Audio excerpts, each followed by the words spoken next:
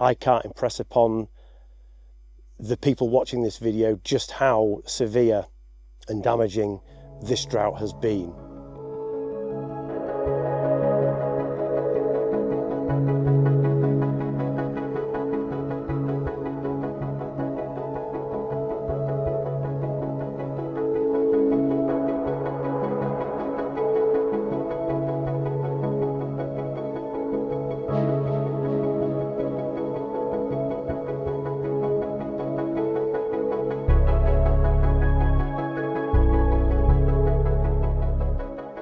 So where do we start? Well, this is 3 droughts in 5 years now, and it's putting a massive strain on many things, at least, not least of all water. And talking to other growers throughout the association, we've all got the same issues right now, and it's really important that we highlight these to the wider audience and to the public, that it's incredibly challenging at the moment. We're seeing reservoir levels dropping to critical levels, we're seeing water restrictions coming in, and it's inevitable that licences are likely to be cut, water volumes restricted going forward, in the light that this could be the new climate that we face, unfortunately. So yeah, those are some of the challenges, and the other issue is having to prioritise the water. So whereby we would be able to water the farm, be able to go field to field, all within our licences and get things going nicely. We're getting no support from up there. We had our first significant rainfall last night in probably 10 weeks, 0.2 millimetres. Now, when I talk to greenkeepers, they say they're reporting evapotranspiration rates upwards of 100 millimetres a week.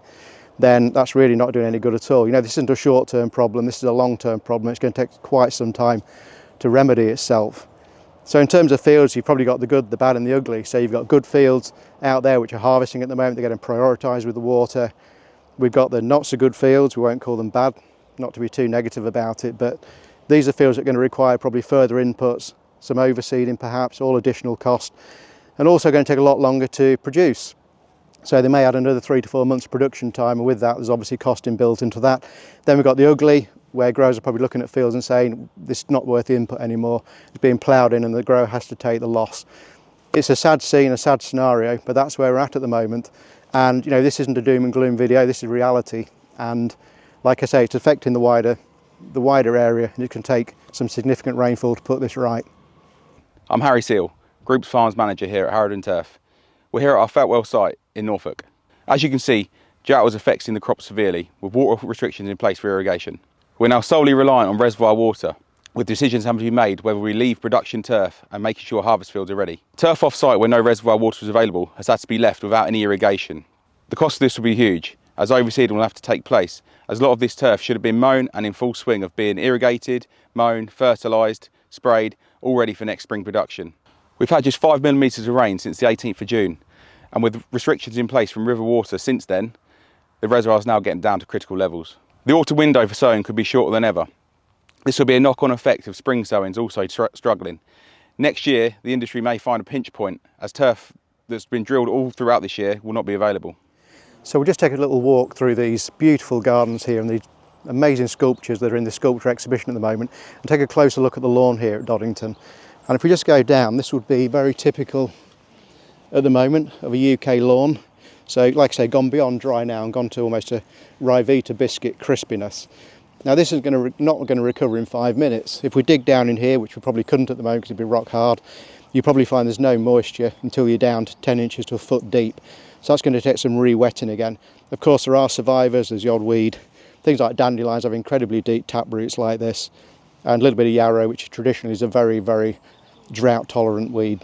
But these are all things I'm sure they'll control. But until we get some rain, this isn't coming back. Hi, I'm Stephen Edwards, Joint Managing Director of Inturf. We're based in East Yorkshire, where I'm stood today. As you can see, on a very brown field. This is the effect, right here is the effect of the very serious drought we're in at the moment. It's heartbreaking to see a field that we spent so much time and money, effort and love on turn to a brown mess that we don't know when it might come back. For most people, for the general public, they see brown lawns and brown grass verges, etc. But it's more than the appearance for a turf grower. the effects are quite devastating when we're in a period of 2 months and counting with no rainfall, way less than the average, in significant drought conditions. So for a turf grower, that means a number of things. First of all, no sales, because nobody wants to lay turf and not be able to water it, albeit there is a 28-day exemption on temporary use bans on some water authorities on freshly laid turf. But there's also a crop problem in terms of the growth of the plants within the turfgrass sward. The sward's the green or the brown bit in this case here, and it puts our planning back.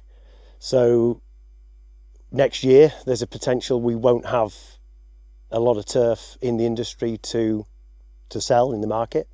There could be a high demand, which could be a good thing, but most turf growers will need to get to that point, and getting to that point is the challenge. The other problem we have with the growth of the crop is the lack of rooting, and a turf grass product relies very heavily on the root mat underneath the sward to hold it together upon harvesting. So all turf growers, predominantly in England and Wales, but parts of the borders in Scotland, have had very challenging dry times, and it will cost now quite a lot of money, huge amounts of money, to get this turf back to somewhere saleable and presentable for the customer. And that will mean a great deal of cost going into repairing the damage that you can see here, which might mean overseeding in best cases, but in worst cases it will mean a complete redrill. And with the increase in input costs over the last 12 months since last July, that's going to be very expensive. So it's an existential threat to the whole of the turfgrass industry.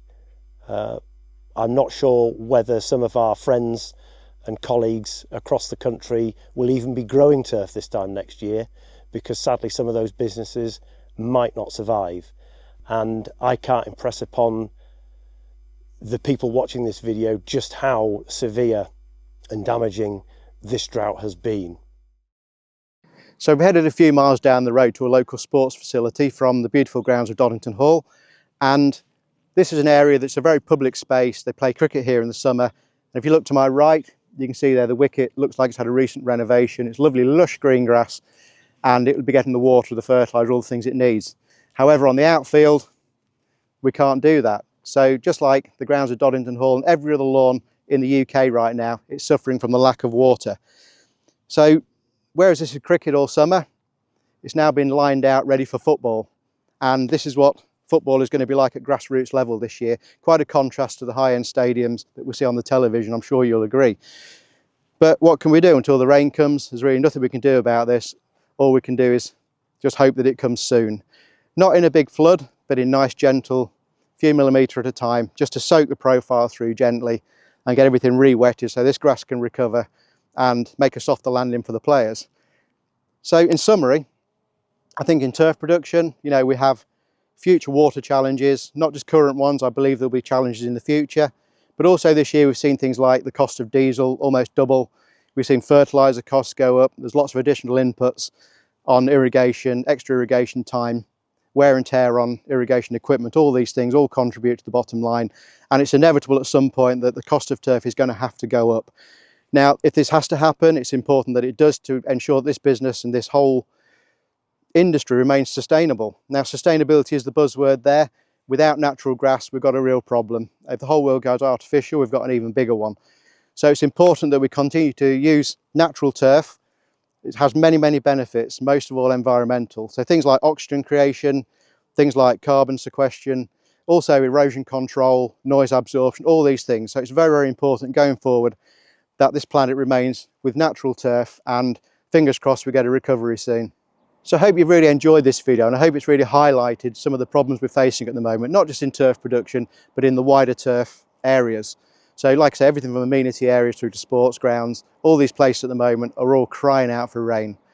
But for me, what am I going to do now? I'm going to go do my daily rain dance. I'm going to go back to the office and I'm going to get on with my day. So thank you for watching, and let's hope it happens soon.